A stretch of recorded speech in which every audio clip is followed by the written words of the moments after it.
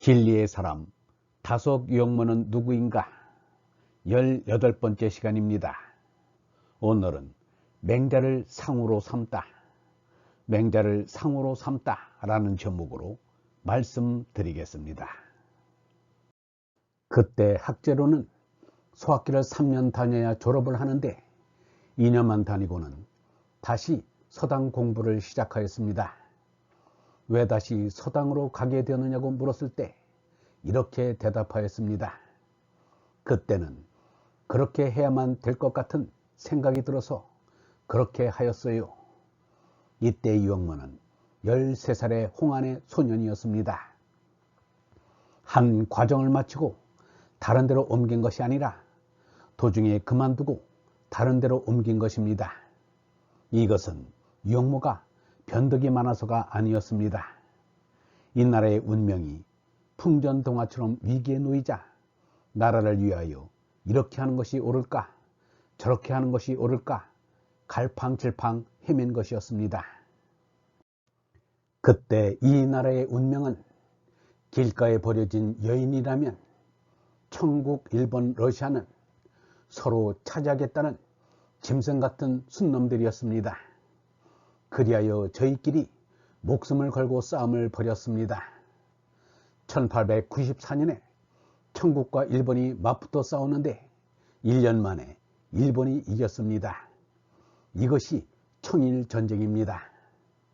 그리고 10년 뒤인 1904년에 러시아와 일본이 맞붙어 싸웠습니다. 1년 만에 일본이 이겼습니다. 그리하여 이 나라는 치욕스럽게도 일본의 차지가 되었습니다. 러일 전쟁이 끝나자마자 1905년에 사실상 나라의 주권을 상실하는 을사조약이 강압으로 체결되었습니다. 청일 전쟁이 일어난 1894년에서 러일 전쟁이 일어난 1904년 10년 동안에 끊임없는 혼란의 회오리바람이 소용돌이 쳤습니다. 1882년에 이모군란이 일어났고 1884년에 갑신정변이 일어났고 1894년에 동학난이 일어났고 1898년에는 민황후가 일본인에 의해 시해되는 사건이 발생했습니다. 이런 상황에서 유형모가 1903년에 수화동 소학기를 그만두고 서당으로 옮긴 것입니다. 그 이유를 우국충정에서 그랬다기엔 너무 어리고 생존 본능에서 그랬다기엔 너무 느슨합니다. 그리고 보면 유형모의 대답이 함축성 있는 솔직한 대답이라 아니할 수 없습니다. 정다운 벗이 있고 재미있는 산수가 있는 수화동 소학기를 버리고 새로 가기로 한 서당은 삼계동에 있는 큰집 사람방에 차린 글방이었습니다.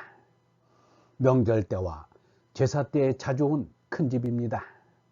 글방에 다닐 때 종로에서 용산까지 오갈 전체의 궤도를 시설하는 공사가 진행되고 있었습니다. 윤치호의 별장이 서당 가는 길가에 있어 이따금 윤치호의 모습을 보았습니다. 1995년 종교학자 양현회가 윤치호와 김교신이라는 글을 썼습니다. 두 사람은 1945년에 죽었습니다. 김교신은 해방 전에 발진 티부스로 죽었고 윤치호는 광복 뒤에 친일을 뉘우치며 자살했습니다. 양현회는 허위의식에 의해 윤치호는 민족적 아이덴티티의 죽음을 뜻하고 김교신은 진실과 정직으로 민족적 아이덴티티의 창조적 재생이라고 하였습니다. 유형모, 김교신, 함석헌, 송두영, 유달령 등 성소조선 집필자들은 진리로 민족 정신을 지켰습니다. 이들은 창씨 개명을 끝내 하지 않은 한국인으로 남았던 것입니다. 유형모는 1903년부터 1905년까지 서당에서 맹자를 배웠습니다. 서당 선생은 이훈 김인수였습니다. 유형모는 15살에 기독교에 입교하기 전에는 어떤 신앙을 가진 적이 없었습니다. 유형모의 가정에는 신앙이 없었습니다. 아니, 전해오는 다신적인 미신을 여느 가정처럼 믿고 있었습니다. 유영모가 예수를 믿으면서 그러한 미신의 흔적을 부숴버리고 태워버렸습니다. 아우 영철이 말하기를 그때 형님이 얼마나 자랑스럽게 생각되었는지 몰랐어요 라고 하였습니다. 종기 경전으로는 맹자를 맨 먼저 만나게 된 셈입니다.